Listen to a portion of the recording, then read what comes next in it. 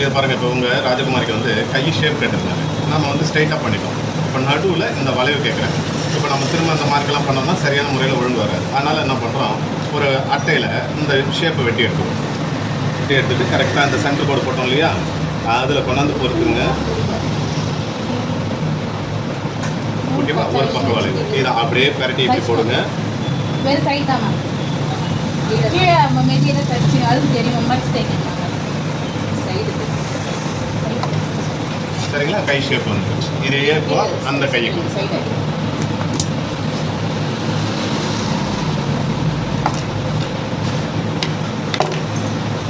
பாருங்க, முதல்ல இந்த ஷேப் எடுக்கிறோம். அப்படியே கையை எப்படி தட்டி போடுங்க.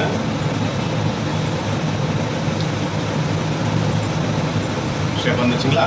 இதுதான், இது மாதிரி ஷேப் வச்சு நம்ம இது மாதிரி வாங்கிக்கலாம். நமக்கு கைக்கு ஷேப் எடுத்து. ஓகேங்களா?